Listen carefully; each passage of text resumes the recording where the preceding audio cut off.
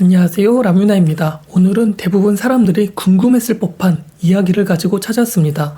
제가 요즘 사람들을 많이 만나면서 경제 이야기도 하고 있고 주식 이야기도 하고 있는데 대부분 국내장에서 국내 주식을 하고 있는 사람의 경우 마이너스를 기록을 하고 있으면서 경제에 관심을 잃어버리는 사람들도 많이 존재를 하고 있습니다. 그렇게 대부분 사람들이 묻는 질문 중에 하나가 지금 주식이 마이너스인데 어떡하죠? 지금 어떤 것을 투자하고 있는데 손실을 보고 있어요.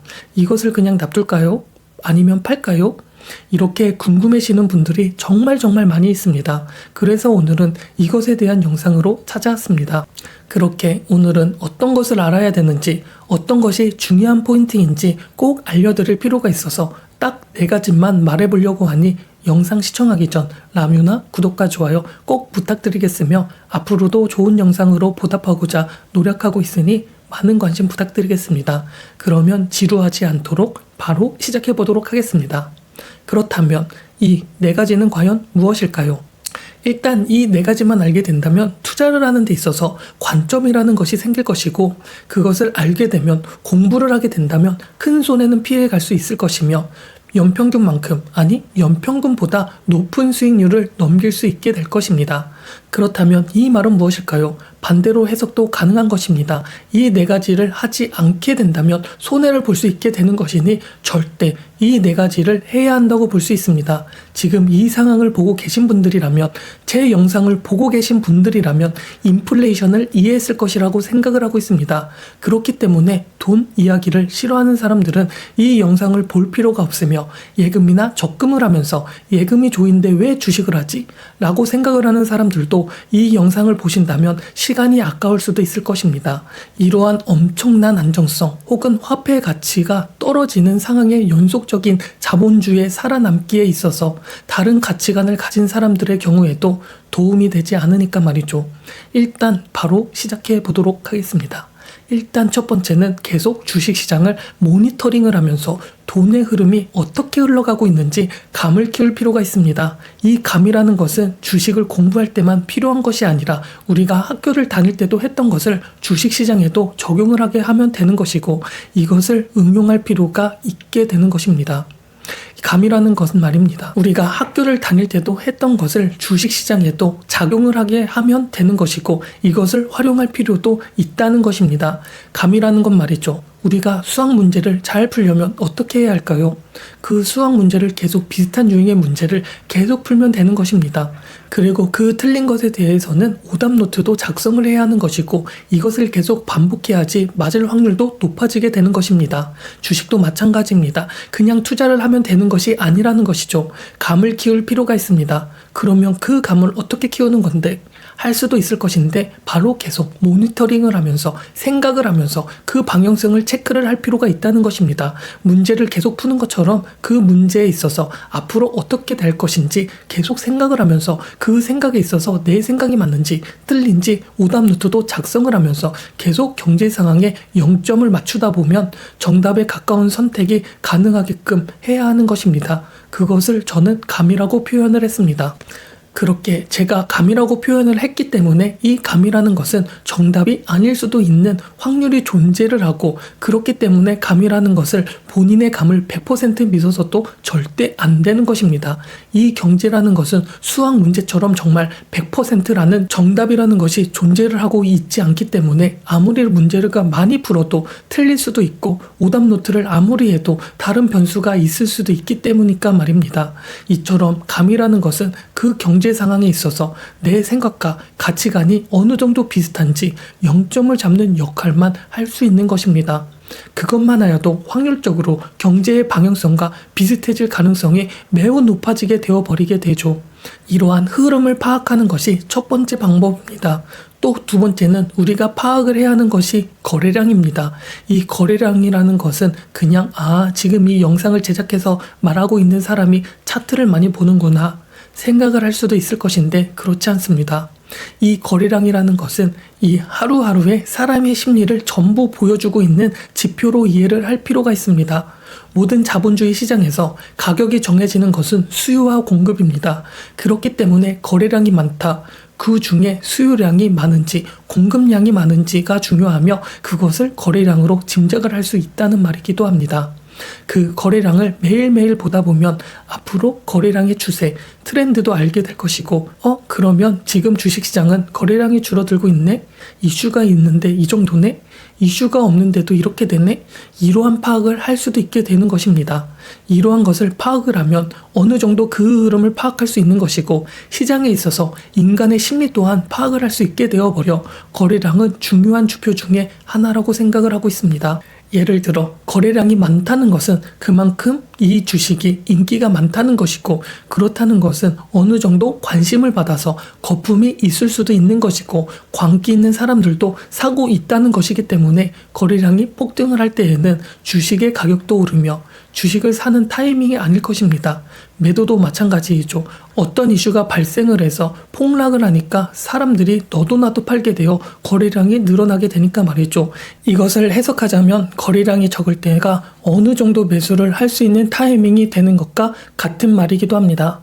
그리고 세 번째는 주식을 사는 데 있어서 필요한 것은 그 기업이 뭘로 돈을 버는지 파악을 하는 습관이 중요하다는 것입니다. 오르는 주식이라고 그냥 사는 게 아니라 그 주식을 사는 데 있어서는 무엇으로 돈을 정말 버는지 앞으로도 그럴 수 있는지 이런 것들을 잘 파악을 했으면 좋겠습니다. 예시로 치킨을 판다면 전체 치킨 시장에서 몇 %의 비율로 치킨을 독점하거나 과점을 해서 판매를 하는지 이런 것들을 파악할 필요가 있다는 것입니다. 그렇게 산업을 분석하고 점유율, 경쟁성을 분석을 하면 그 이유 작은 기업들도 보면서 파악을 하는 습관을 기르면 좋을 듯 싶습니다. 여기서 가장 중요한 것은 산업도 분석하고 경쟁성, 점유율 이러한 것은 어느 정도 공부를 하면 가능한 것이라서 여기까지만 하는 사람들의 경우에는 당연히 주식에도 반영이 되어 있어 어느 정도 가치가 고평가로 평가가 되어 있는 경우가 많이 있다는 것입니다. 그렇다는 것은 산업이 잘못되면 하락할 가능성도 있는 것도 알아야 할 필요이며 산업이 지금 경제와 잘 맞아 떨어지게 되면 계속 우상향도 할 수 있다는 것도 알 필요가 있는 것입니다. 이것은 큰 기업을 말한 것입니다. 하지만 어떤 면에서 본다면 우리나라나 전 세계 시장에서 본다면 큰 기업의 경우에는 어떤 산업에 있어서 딱 한 가지만 파는 것이 아니라 여러 가지를 다양하게 판매를 하는 경우가 많을 것입니다. 삼성전자만 하여도 한 가지만 파는 것이 아니라 반도체도 여러 개로 나누어서 판매도 하고 있으며 파운드리도 하고 있고 이것저것 다 하니까 말입니다. 애플도 마찬가지로 여러 산업을 하고 있고 마이크로소프트, 구글, 우리가 알고 있는 대표적인 기업들은 하나만 파는 것이 아니라 여러 개만 파는 것입니다. 이처럼 큰 기업의 경우에는 이러한 여러 가지 분야의 경쟁력, 성장성 등을 다 파악하면서 얼마나 돈을 버는지를 파악을 할 필요가 있다는 것입니다. 하지만 디테일하게 들어가서 작은 기업 같은 것을 본다면 애플에게 이것만 판매를 하면서 돈을 버는 기업도 있고 하나의 특출난 장점으로 이것을 독점하는 경우가 많이 존재를 하고 있습니다. 제가 말하고 싶은 것은 이러한 기업들을 찾을 필요가 있다는 것이죠. 또 이러한 기업들은 시가총액도 작기 때문에 어느 정도 주목을 받으면 급격한 상승도 일어날 수 있어서 등하기 전에 파악을 해서 사놓으면 좋은 수익을 기대할 수도 있게 되어버립니다. 그리고 세 번째는 그 기업이 어떻게 성장하느냐. 이 성장은 두 번째의 성장과는 다른 돈을 다루는 성장도 알 필요가 있다는 것입니다. 일단 기업을, 회사가 만들어지고 성장을 하려면 어떻게 해야 할까요? 돈이 있어야 합니다. 돈을 빌려서라도 그 돈을 가지고 회사를 키우는 것입니다. 이렇게 그 돈이 있어서 그 돈을 어떻게 구하는 기업인지도 알 필요가 있다는 것입니다. 은행에 대출을 받아서 돈을 빌리는 기업일 수도 있는 것이고 채권을 발행해서 자금을 조달하는 경우도 있을 것이며 투자자들한테 유상증자를 하면서 투자자들을 상대로 돈을 빌리는 경우도 있을 것입니다. 엄청 다양한 방법으로 회사는 돈을 빌리면서 성장을 하고 있습니다. 하지만 여기에 돈을 빌림에 있어서 어쩌면 우리 투자자들의 관점에서 있어서 좋게 돈을 빌리는 경우가 아닌 경우도 많이 발생을 하게 되는데 전환사채나 유상증자 같은 것은 대표적으로 그렇게 그 기업이 잘 나가고 있다면 할 수 있는 행동들이 아니라는 것입니다. 그 기업이 잘 나가고 있으면 누구라도 투자를 해주고 싶어서 안달이 날 텐데, 전환 사태의 경우는 회사가 회사채를 팔아서 돈을 빌렸는데 그것을 주식으로 전환을 한다는 것은 주식수가 늘어나면서 투자자가 결국 그것을 짊어지게 되는 것이고, 유상증자도 마찬가지로 주식 발행수를 늘리는 것인데, 주식이든 무엇이든 자산이라는 것이 한정적인 것에 가치가 있으며 주식이라는 것은 주식수라는 한정적인 가치가 있기 때문에 가치가 존재를 하는 것인데, 그 주식수를 늘려버리면 그만큼 가치는 줄어들게 되어버리게 되어 있습니다. 즉 이러한 것들이 전부 투자자들, 우리 같은 입장에서는 그렇게 좋은 방법으로 돈을 빌리는 게 아니기 때문에 우리에게 책임을 전가하면서 돈을 빌리는 방식에 속하게 되어버립니다. 하지만 그렇다고 유상증자, 전환사채 이런 게 정말 안 좋기만 하다고 생각을 하면 안 되는 것이, 정말 좋은 것을 개발을 하고 있는데 돈이 없어서 돈을 빌리려고 하는데 아직 보여진 게 없으면 돈도 빌리지 못하고 할 수도 있는 거 아닙니까? 그래서 안 좋게만 보면 안 되지만 대부분 안 좋은 이유 때문에 이러한 경우가 많이 있어서 주의 깊게 볼 필요도 있다는 것입니다. 또 마지막으로 중요한 것은 사이클이라는 것도 알아두셨으면 좋겠습니다. 모든 거래에 있어서 수요와 공급이 존재를 하고 있기에 이에 거래가 형성이 되어 있게 되어 버립니다. 또 이렇게 경제라는 것이, 경제 순환이라는 게 일어나게 되어버리는 것이죠. 계속 경기가 좋은 것만도 아니고 계속 경기가 안 좋은 것만도 아닙니다. 그렇기 때문에 역사는 반복이 되기 때문에 흐름이라는 것도 존재를 하고, 그 흐름 속에서는 반복적인 순환이라는 것도 존재할 수밖에 없게 되어버립니다. 그렇게 모든 것에는 순환이라는 게 존재를 하고 사이클이라는 것도 있게 되어버리는데, 이것은 산업도 마찬가지입니다.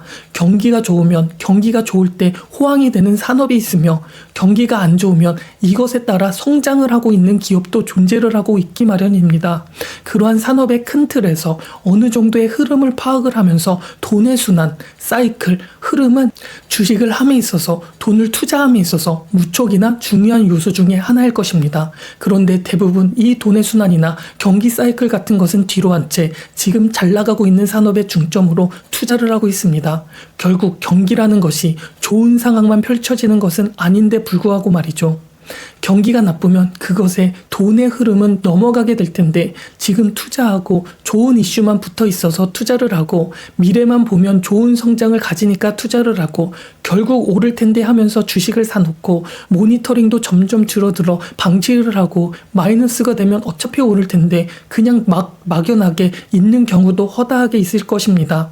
그렇기 때문에 지금 제가 한 말 4가지 정도는 어느 정도 알고 있으면 좋을 것이고 무조건 알아야 된다는 말이기도 합니다. 제가 지금까지 무슨 말을 했는지 기억이 안 나신다면 영상 한번 다시 봐주시면 좋을 듯 싶습니다. 이번 영상은 꼭 집중해서 볼 필요가 있는 영상이기 때문이죠.